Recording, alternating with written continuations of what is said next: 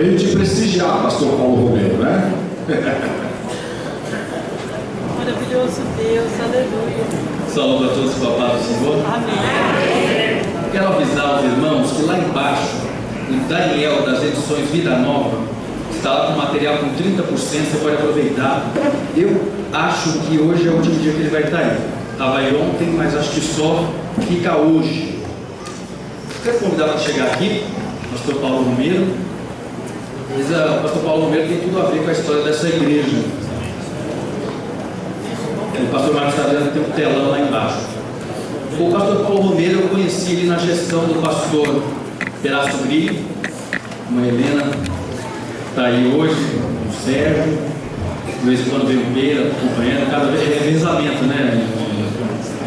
E o pastor Paulo Romero, o pastor Peraço Grilho, que fez o casamento com o pastor Paulo Romero. Então, esses links aí, maravilhosos. Também o pastor Paulo Romero tem a ver com a minha ida para a Palavra da Vida no Seminário 93 e tem tudo a ver com o nascimento do STG. O pastor Paulo Romero participou da fundação do STG. O pastor Paulo Romero é pastor da Igreja Cristã da Trindade, em São Paulo, lá da estação do metrô ali, depois ele pode falar mais. Atualmente também compõe a equipe do Mackenzie, da Universidade Presbiteriana Mackenzie. Ele está acompanhado do Fábio Silvestre, que é um dos obreiros lá. Fica em pé, Fábio, um pouquinho, para a gente conhecer. Dá uma viradinha assim, ó. Aí, obrigado, Fábio, Deus abençoe.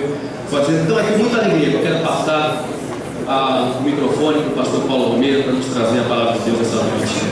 Eu vou dar um abraço dele em nome de todos vocês. Depois vocês podem abraçar também, mas deixa eu.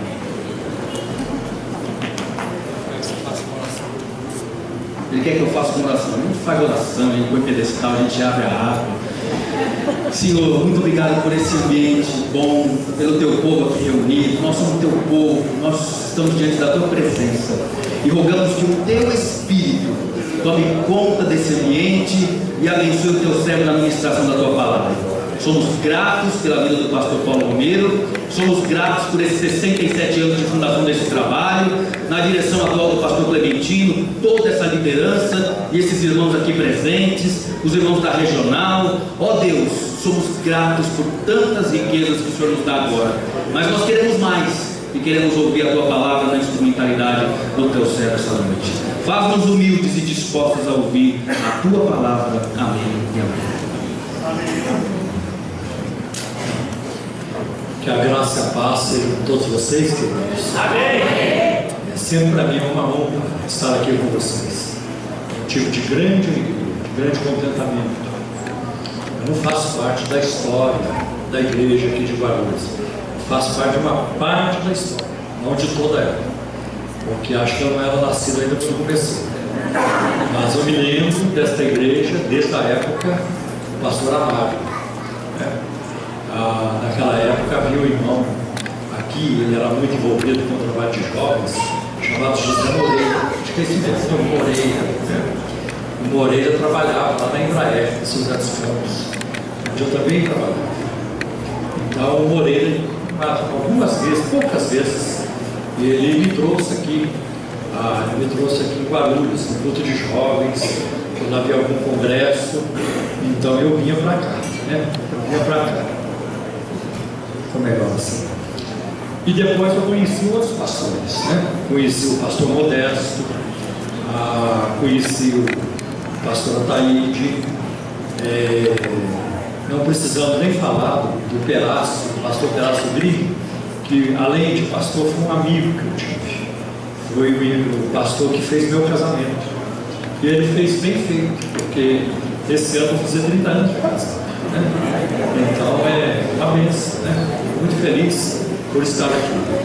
E eu já conheci o pastor Clementino antes de vir para Guarulhos, Eu era ainda solteiro e eu ia lá no Brás, na reunião dos pastores.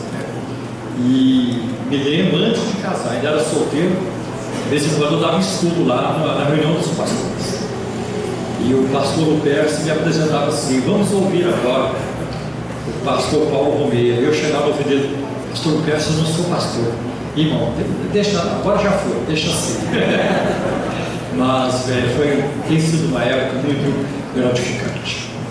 Eu quero tratar com vocês hoje, quero começar com Jeremias 20, versículo 7, nós estamos numa época de eleição e é interessante quando, se eu não acompanho, mas pelo muito pouco que acompanho, vamos ter tanta informação que sai na época de eleição sobre um candidato, sobre o outro, um partido, sobre o outro, alguém a favor, alguém contra. Então sai muita informação que é verdade, sai muita informação que é mentira, né? E tem muita coisa também sobre a igreja do Senhor, que tem muita coisa que é verdade sobre nós, sobre a igreja de Cristo, mas tem coisa que não é. E é muito interessante quando Jeremias, ele se expressa assim diante do Senhor: iludiste-me, Senhor, e iludido fiquei. Outras versões dizem: Senhor, tu me enganaste, e enganado fiquei. Ou uma outra versão: tu me persuadiste, Senhor, e persuadido fiquei. Na verdade, Deus nunca enganou Jeremias. O que a expressão quer dizer? Jeremias estava dizendo para Deus: o Senhor me chamou para um ministério para o qual eu não estava totalmente ciente do que iria acontecer.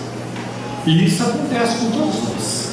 Por exemplo, quando alguém se casa, não sabe dos detalhes que vai enfrentar numa vida de casal. Não tem jeito. Tá?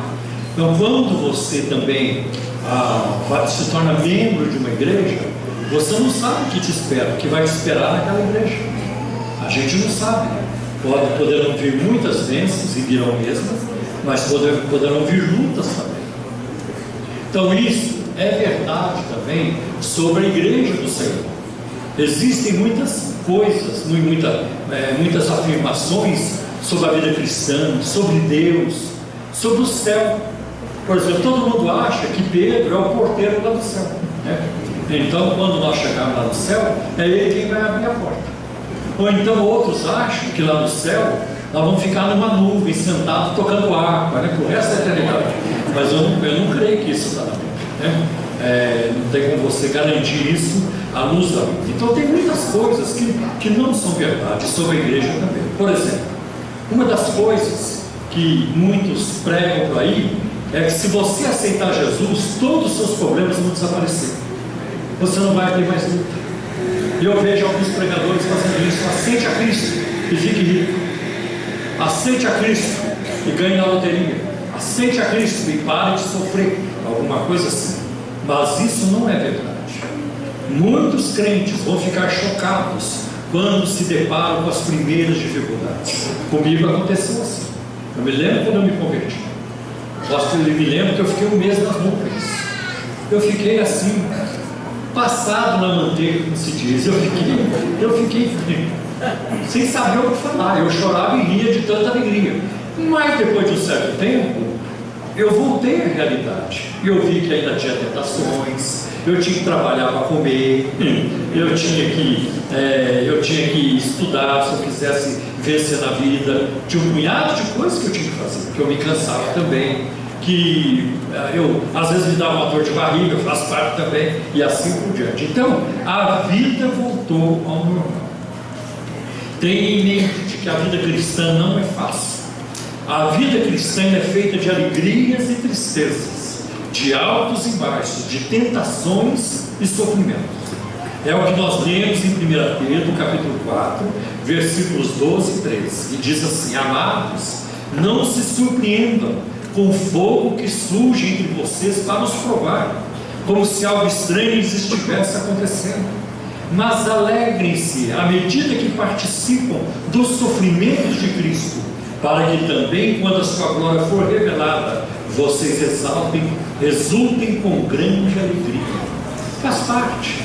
É muito interessante o que Pedro diz na sua primeira carta, capítulo 1, versículo 6, o sofrimento que vocês passam por ele agora, sendo necessário, faz parte. Unir-se a Deus é sofrer, porque Deus é um Deus de sofrimento. E ninguém sofreu mais do que Jesus sofreu. Então ele entende o sofrimento, e nós nunca sofremos a sós. Deus sempre está conosco em qualquer situação e também no sofrimento. Outra coisa que espalharam, e eu ouvi isso, né, porque eu me converti na Assembleia de Deus em 1971. Então, alguns daquela época, eu vou dizer muitos, mas alguns daquela época sabem que as coisas eram um pouco diferentes. Tá? Então, falava-se de que crente não pode se divertir e tem que viver uma vida de proibições, não pode isso, não pode aquilo, e era assim mesmo, muita coisa era assim. Por exemplo, naquela época o crente não podia ir no cinema. Eu me lembro que eu morava em São José dos Campos e frequentava a Assembleia de Deus, e estava passando no cinema da cidade aquele filme Se o Meu Fusca Falasse. Ai, que vontade de assistir aquele filme, mas eu não fui, porque a doutrina da igreja não permite. Mas eu quero dizer para você hoje que essa é uma coisa da igreja, não é da Bíblia, não é da Bíblia, porque a vida cristã não é uma vida de proibições, né? Uma vida cheia de proibições não é cristianismo, isso é legalismo, é farisaísmo. Por isso que Agostinho, um dos pais da igreja, disse: ame a Deus e faça o que você quiser. Faça o que você quiser, mas primeiro ame a Deus. Depois você está livre para fazer o que você quiser. Porque se você amar a Deus em primeiro lugar, você só vai querer fazer o que agrada a Deus. Não tem outro jeito. A gente vive para isso, para agradar a Deus. A Bíblia diz, Jesus disse em João 10:10: eu vim para que tenham vida, e vida com abundância. Então você acha que uma vida carrancuda, severa, não posso rir, não posso contar uma piada, não posso ouvir uma piada, piada de igreja, piada santa, vocês sabem disso. Então, se a gente não pode, aonde está a alegria? E uma das marcas do cristão é a alegria. Jesus foi alegre, você sabia disso? Nunca houve na face da terra uma pessoa mais feliz do que Jesus. Está lá no Salmo 45. Amaste a justiça e odiaste a iniquidade. Por isso Deus, o teu Deus, te ungiu com óleo de alegria, mais do que a teus companheiros. Isso é um texto messiânico aplicado a Jesus. Então você e eu somos chamados para sermos alegres. E eu me alegro comendo uma picanha, sabia disso? Se você não se alegrar, você está com problema. Eu me alegro comendo uma picanha, eu me alegro comendo uma boa sobremesa. Eu me alegro comendo uma polenta, né? com frango bem feito, e assim tem tanta coisa boa na vida pela qual nós damos graças a Deus. A vida cristã é feita de alegria. E olha que eu só falei de coisa material até agora. Uma viagem, né? Quando você visita um lugar bonito, um descanso, um lazer e assim por diante. Mas imagine a alegria espiritual, a alegria da salvação que Deus tem trazido aos nossos corações. É incomparável, é incomparável. Romanos 14:17, Paulo diz: porque o reino de Deus não é comida nem bebida, mas justiça, paz e alegria no Espírito Santo. Então a vida do cristão é uma vida marcada por alegria, e não de proibições. Não pode isso, não pode aquilo, não pode aquilo outro. Não, isso não faz parte do cristianismo. Outra coisa, outra inverdade que falam sobre a igreja é de que na igreja só tem pessoas amáveis, gentis, amorosos, e que ninguém tem defeito. Eu também pensava assim. Quando eu me converti na Assembleia de Deus em São José dos Campos, eu entrei na igreja e fiquei maravilhado, porque os crentes só choravam, só falavam em Jesus, só queriam saber de orar e cantar hino e glorificavam a Deus. Naquela época eu não podia bater palma, graças a Deus que as palmas já se converteram, né? Graças a Deus. E está lá no Salmo 47, eu também não entendia porque que a Bíblia manda bater palma, mas aqui não pode bater palma. Isso aqui não é o assunto nosso agora. Então, eu pensava, mas não vai demorar muito para você descobrir que isso não é verdade. É importante você se preparar para as imperfeições e falhas da família cristã, porque isso vai evitar decepções futuras na sua vida. Todas as pessoas que se tornam membros da nossa igreja lá, na nossa igreja, eu a alerto. E agora não se esqueça, vou avisar vocês, e vocês vão se lembrar de mim. Vocês serão testados. Que é isso, pastor? Vocês serão testados. Aqui no nosso meio vão existir pessoas que vão dar patada em vocês, que vão ofender vocês. E aí o que você vai fazer? Você vai embora? Você vai desistir? Não. Você não tem opção. A única opção é esta: aguenta, coração. É verdade. Não tem outra opção. É aguenta, coração. Porque em toda igreja que você for, tem essa turma. Tem os nocegos, em todo lugar tem. Aqui também tem. E se você sair daqui, porque aqui tem nocegos, você vai lá para uma outra igreja, lá tem mais ainda, porque Deus já prepara mais gente te esperando lá. Então, não adianta você fugir do tratamento de Deus. Então você tem que sofrer com classe, com diplomacia. Não tem jeito. A igreja não é feita de pessoas perfeitas, de maneira alguma. Tá?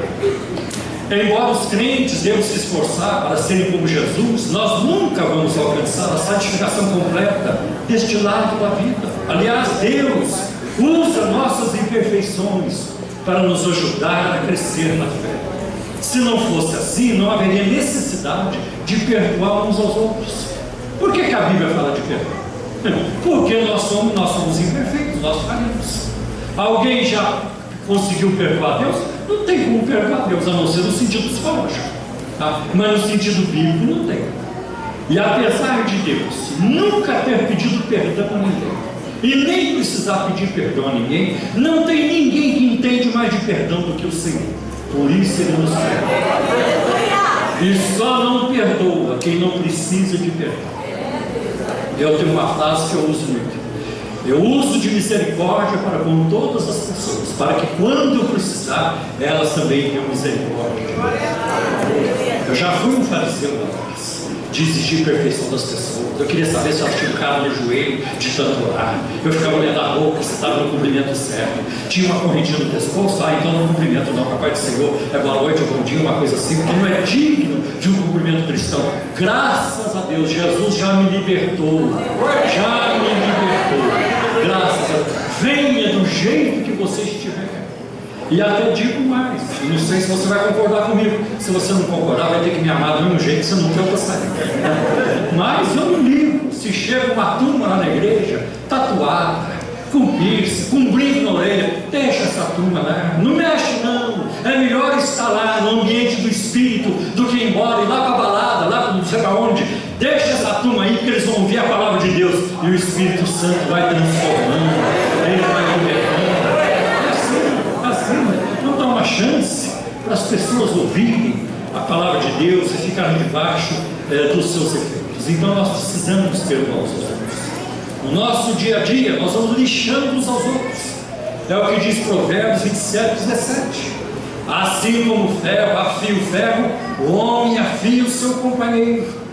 Nós temos que ajudar um ao outro, e raspando o outro, para tirando a carga um do outro. É isso que a Bíblia está dizendo. O processo é dolorido, mas os resultados são compensadores. É o que diz Colossenses 3, versículos 12 e 13. Portanto, como povo escolhido de Deus, santo e amado, revistam-se de profunda compaixão, bondade, humildade, mansidão e paciência. Eu aprendi com o Dr. Chat. O que é mansidão? É entregar os seus direitos. Eu tenho direito de processar e vou ganhar, mas eu não processo. Eu tenho direito de exigir, mas eu abro.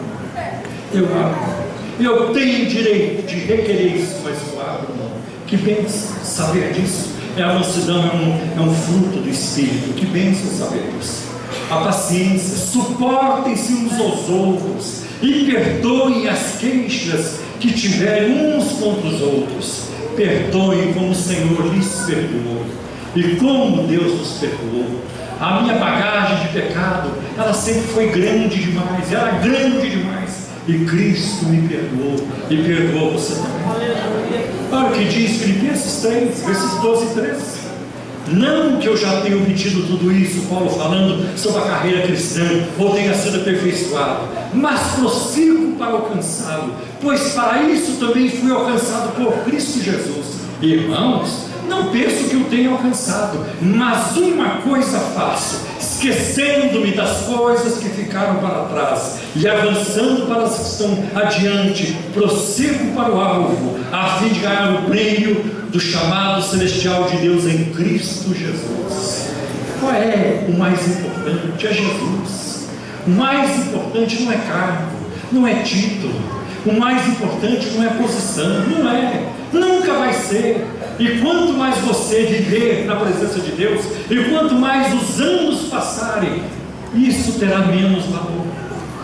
Uns tempos atrás, um aluno meu me procurou, sentou-se do meu lado e ele perguntou para mim: professor, eu vejo que o senhor é um homem que escreveu livros, que o senhor é convidado para pregar em vários lugares e tudo isso. E foi falando outras coisas, não vou mencionar aqui. Como é que eu faço para chegar lá? E aquilo me deixou perplexo, aquilo me deixou numa tristeza profunda. E eu respondi para ele o seguinte: não faça nada, não faça nada. Só tem uma coisa a fazer na vida: ame a Cristo, ame a Jesus, apaixone-se por Jesus. E se você nunca pregar no estádio, você não perdeu nada. Se você nunca pregar na televisão, você não perdeu nada. Se você nunca tiver seu nome no Mensageiro da Paz ou outro jornal por aí, não perdeu nada. E se você nunca escreveu um livro, você não perdeu nada, meu filho. Ame a Cristo. Esse é o mais importante. Porque tem muitas pessoas dos bastidores que elas nunca foram conhecidas, mas como elas são conhecidas lá no céu, e como elas chegarão na frente de muitos outros lá no céu com você. Eu tenho certeza que tem muita gente que vai chegar primeiro do que o Billy Graham. Muita gente. É assim que Deus, Ele trabalha, é assim que Ele faz. Então não cai nada nisso. Outra coisa que dizem sobre nós é que nada de ruim acontece com os verdadeiros crentes. Aquele crente fiel, nada de ruim acontece. Irmãos, eu acho que é o contrário. Porque tem uma turma que eu já vi, isso aí a gente vai aprendendo com os anos. Porque esse seminário teológico não ensina isso. Isso você vai aprendendo no dia a dia. Tem gente na igreja relaxada e que se dá bem na vida. Está tudo certo. O crente relaxado. Tem de vez em quando, carnal, não ora. Olha aí, ó! E está tudo certo na vida dele.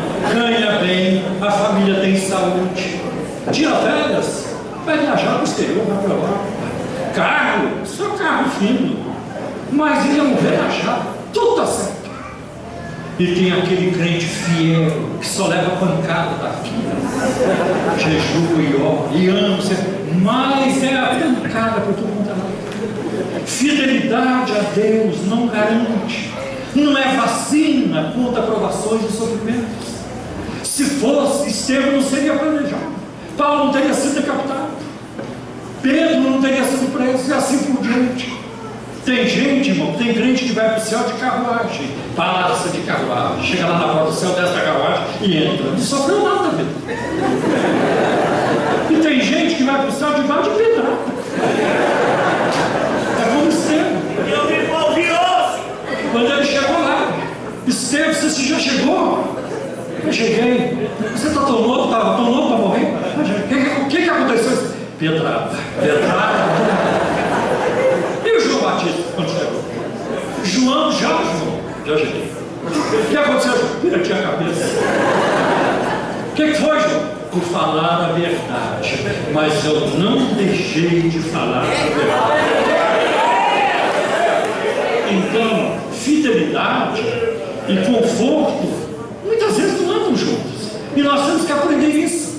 Você aceitou Jesus para quê? Para viver na bênção, para ter prosperidade, multiplicação, para conquistar. Isso não é evangelho. Eu vou dizer para você de onde vem isso: do fundo do inferno. Nós aceitamos a Cristo por causa da vida eterna. Nós somos lavados do sangue de Jesus. Nós somos purificados pelo sangue de Deus.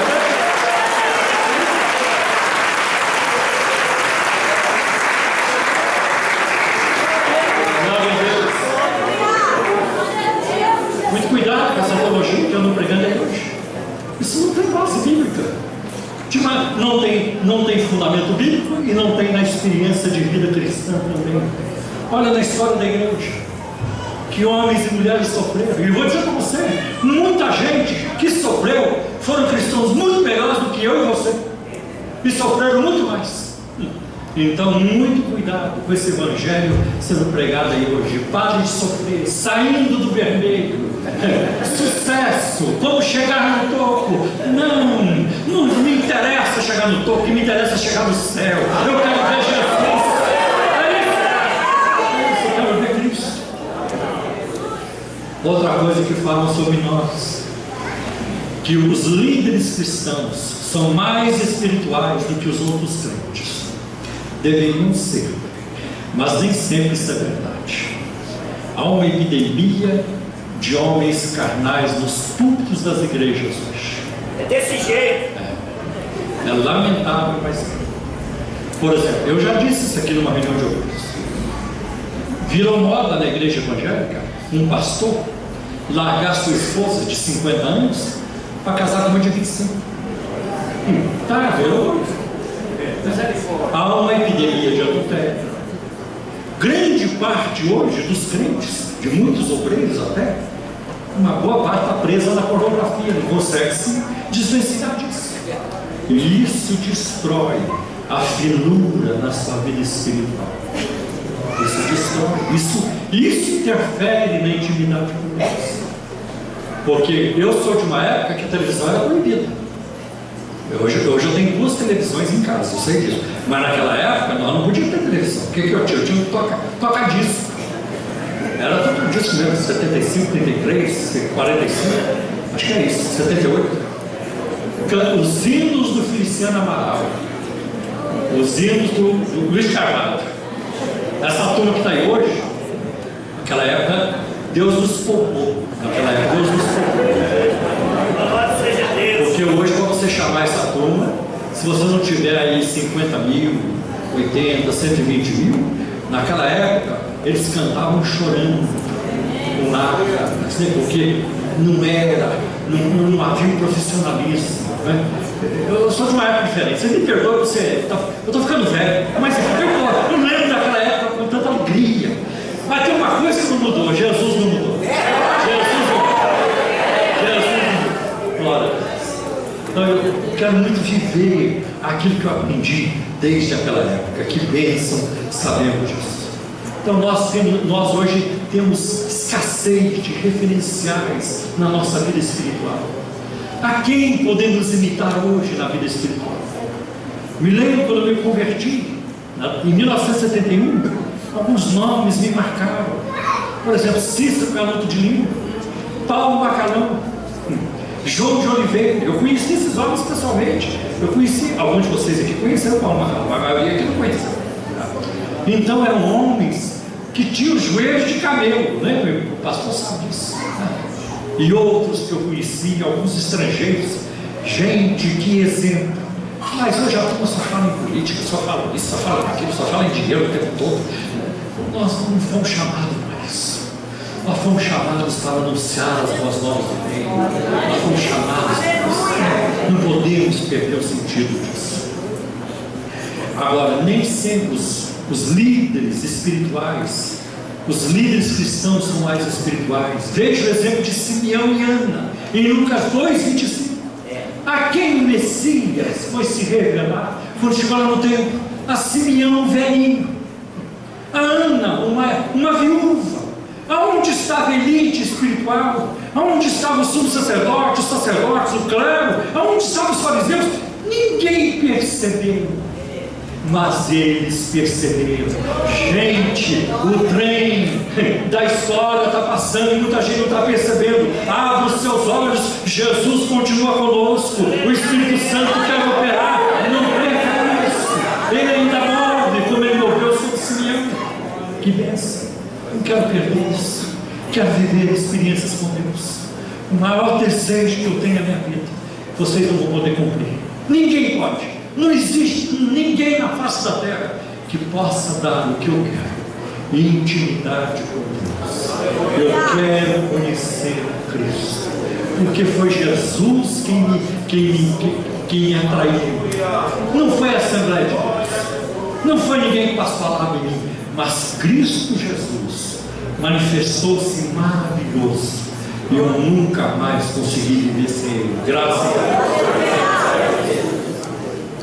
Então, por causa desse erro, os fiéis colocam seus líderes nos pedestais com expectativas nada realísticas. É muito triste ouvir falar hoje o pastor do Brasil, o pastor, o homem dos milagres, o ungido do Senhor. Esse culto à personalidade, ele é mundano, ele existe também na política. Na política depende-se do carisma e assim por diante, e o meio evangélico está cheio disso.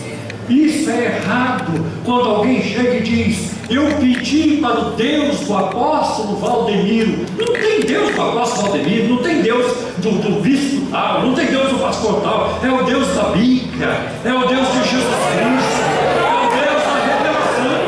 Não tem Deus do Paulo Romero. Porque no momento que você faz isso, na verdade você não está querendo dar importância nem a Deus, está querendo dar importância à pessoa. Porque se você não precisa falar o Deus do fulano de tal, do apóstolo tal, fala o Deus Criador, o Deus dos céus e da terra, o Deus de Jesus Cristo. Esse é o nosso Deus, não precisa de outra coisa. Glória a Deus. Então existe um culto à personalidade. É triste ver em programa de rádio e TV. Até parece que tem uma turma de pastores hoje que é paga para falar bem do líder. Porque o nosso líder, porque o nosso líder, porque o nosso líder.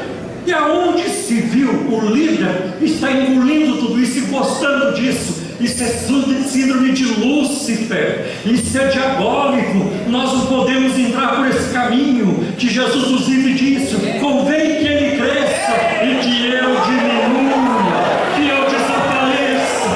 Aleluia, que eu morra e que Cristo seja em tudo glorificado.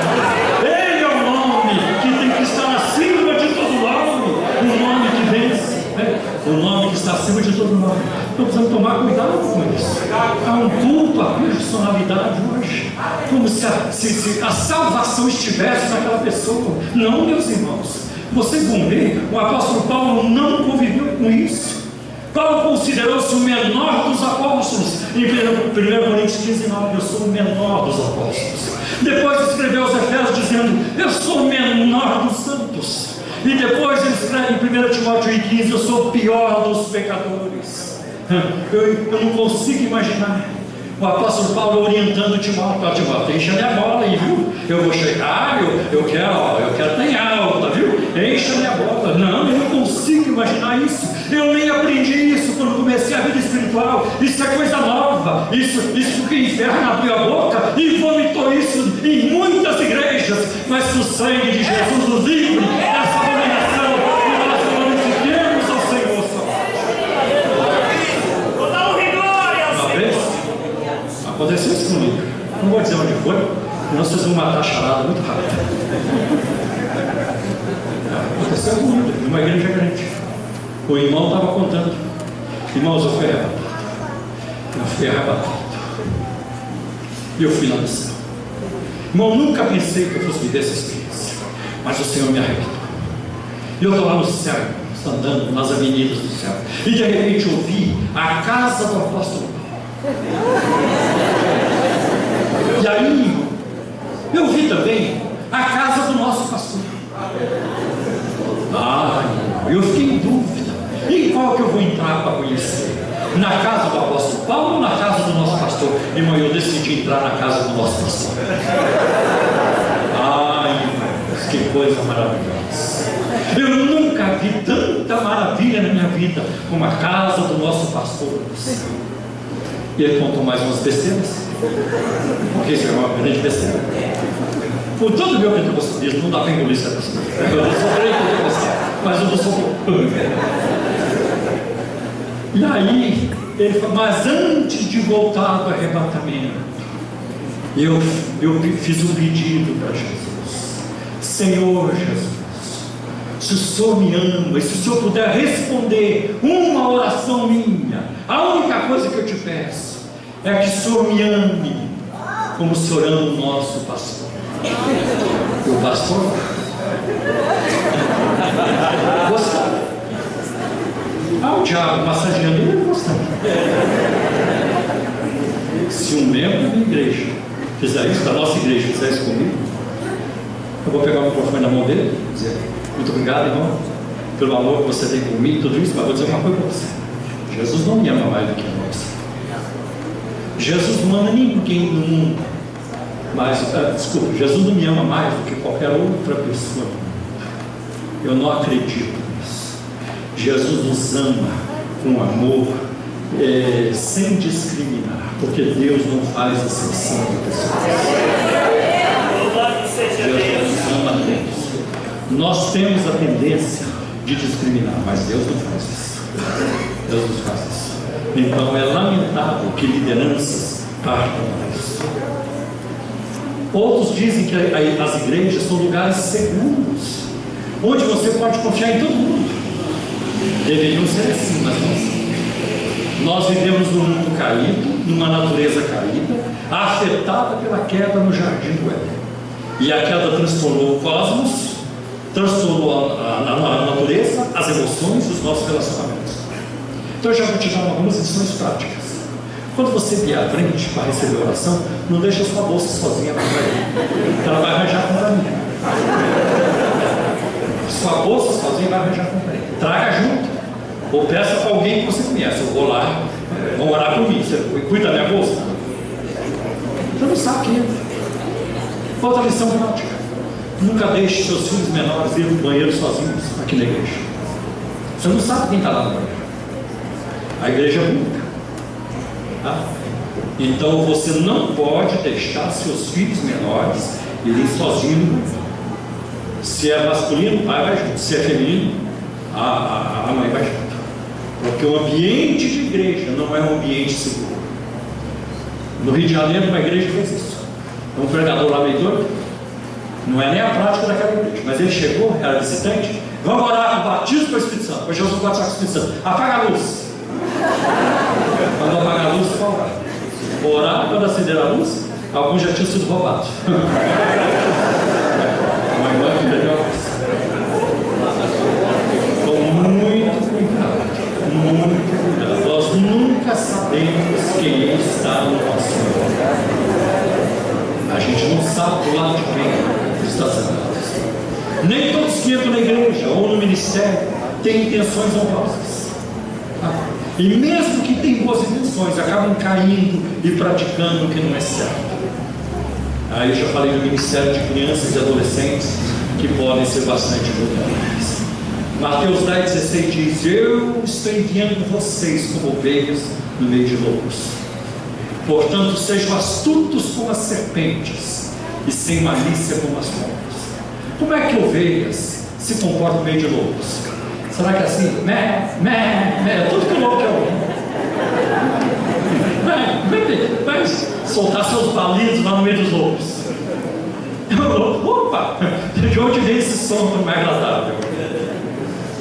Ovelhas no meio de lobos, você vai ter que mostrar os dentes. Ranger, não é ranger, mas você vai ter que mostrar os dentes, mostrar que você também tem força. Então, ser prudente. A Bíblia exige este de nós.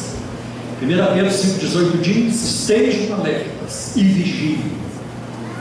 O diabo, inimigo de vocês, anda ao redor como um leão, rugindo. Agora é rugindo e procurando a quem possa devorar. Outra coisa: os crentes nunca devem dizer o que desagrada as pessoas. Muitos crentes não têm um entendimento errado do que seja humildade e mansidão. Humildade e mansidão não é ser bobo, não é aceitar tudo. Por exemplo, teve uma mulher na minha família que eu admirei muito, a avó da minha esposa. Que mulher de Deus, que mulher humilde. Ela não falava mal de ninguém. De ninguém. Podia ser a pior pessoa.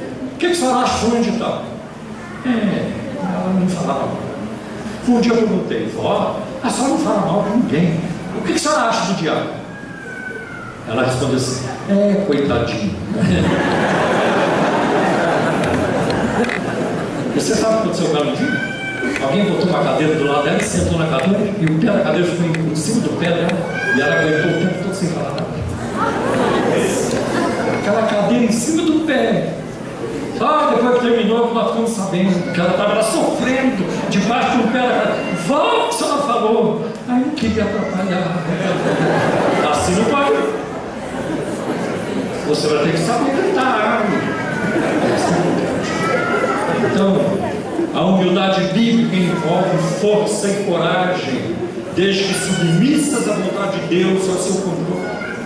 Amar implica em falar a verdade com amor. Uma esposa não pode aceitar as coisas erradas do seu marido, nem o marido da esposa. Um membro da igreja não pode aceitar as coisas erradas da liderança. Se um pastor chegar para você pedindo para você mentir, você não vai, pera aí, pastor, isso aí não. Escuta, assina um documento aqui, é uma maracutaia que nós estamos fazendo, assina aqui para ajudar a igreja. Você vai assinar? Você não pode fazer isso. É melhor ser excluído, execrado, ser mandado embora, do que você fazer uma coisa errada e agir contra a sua consciência. Então nós temos que caminhar por aí. Provérbio 27:6 diz: quem fere por amor mostra lealdade, mas o inimigo multiplica beijos, o inimigo multiplica elogios, lisonjas. E Gálatas 4:16, Paulo pergunta: tornei-me inimigo de vocês por lhes dizer a verdade. Outra coisa que dizem para ir no crente também, que os crentes não devem se misturar com os incrédulos. Mas se não misturar, não vai pregar evangelho para quem? Só para crente? Vai pregar evangelho para mim. O crente deve se afastar dos relacionamentos nocivos, principalmente dos relacionamentos nocivos na vida espiritual. Agora, 1 Coríntios 9, 22, 23 diz: para com os fracos, Paulo diz: tornei-me fraco para ganhar os fracos, tornei-me tudo para com todos, para de alguma forma salvar alguns. Faço tudo isso por causa do Evangelho, para ser co-participante deles. Jesus, eu sou levado a crer. Parece que ele se sentia muito melhor no meio dos pecadores do que no meio dos fariseus. Aonde tinha um bando que não prestava, lá Jesus estava comendo com eles todos. E a turma está reclamando. Mas era assim que Jesus se sentia. Outra coisa que dizem a nosso respeito: os crentes não podem desfrutar dos prazeres do mundo. Eu acho isso muito complicado. E isso é uma bronca que eu tenho daquilo que eu aprendi lá atrás. E eu não vou deixar de amar a nossa denominação, a igreja. Eu sou assembleano e sempre vou ser. É aquele negócio: uma vez assembleano, não tem mais jeito. Não tem mais jeito. É o único lugar onde me encaixo 100%. Eu me encaixo em qualquer lugar, numa batista, numa presbiteriana, numa metodista, no Brasil para Cristo, mas aonde realmente me encaixo é na Assembleia, porque é a minha formação. Mas eu não gostava. E naquela época o crente não pode ir na praia. Uma vez eu fui de terno na praia, eu tenho foto disso. Nós fomos no congresso da mocidade dos jovens, na Assembleia de Deus, lá de São Cristóvão, no Rio de Janeiro. Naquela época era o pastor Túlio de Vargas e outros. E eu queria conhecer o mar, nunca tinha visto o mar na minha vida. 2 horas da tarde em Copacabana de terno. Precisava achar isso. A natureza foi criada por Deus.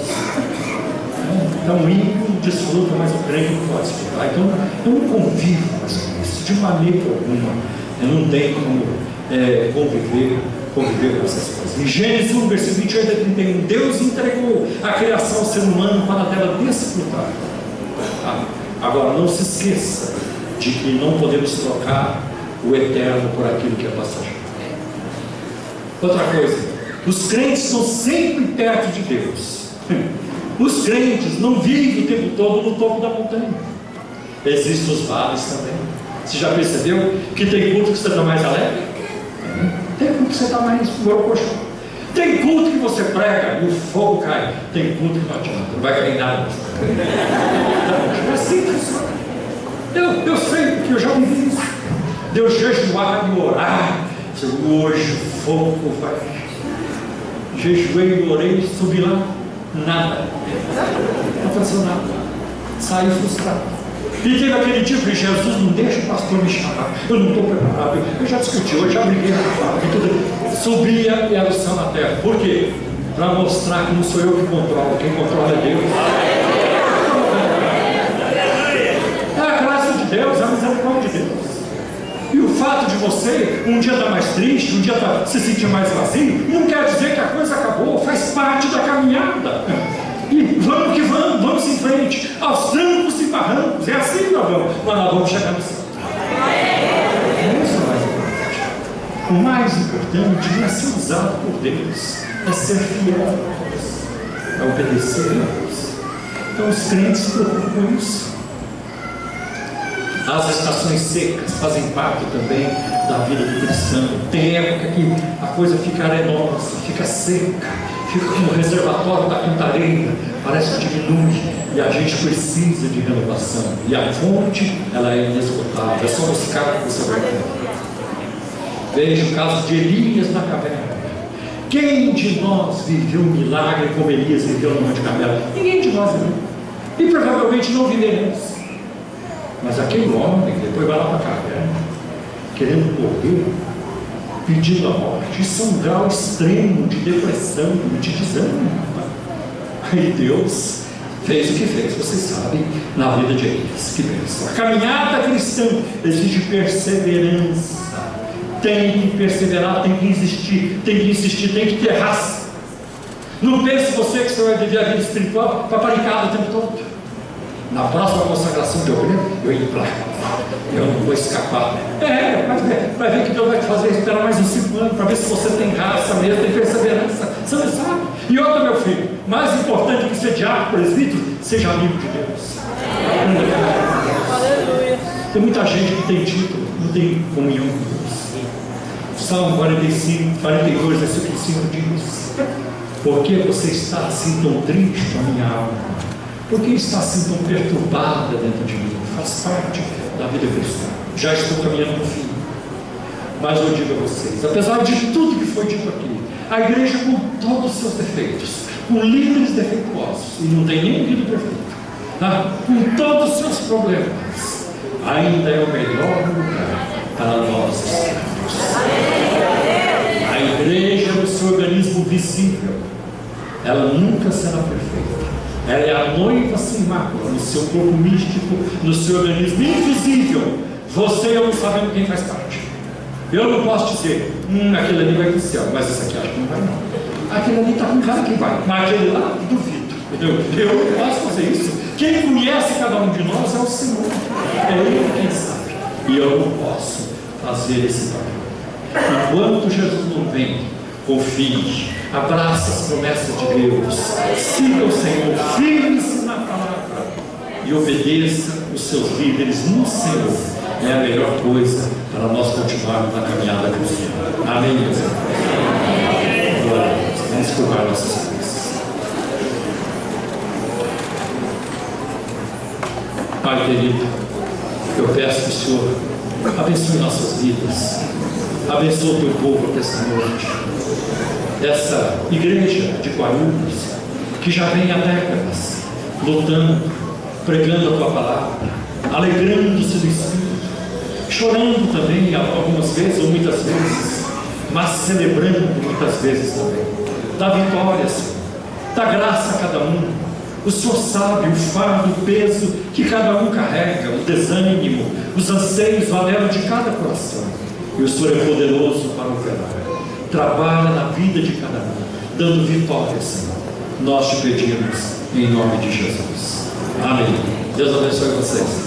Amanhã não, hoje é terça. Sábado teremos encontro a 13h pela Rádio Musical FM 105.7. Lá no programa O Toque de Deus. O programa da 1 às 3. Deus abençoe vocês.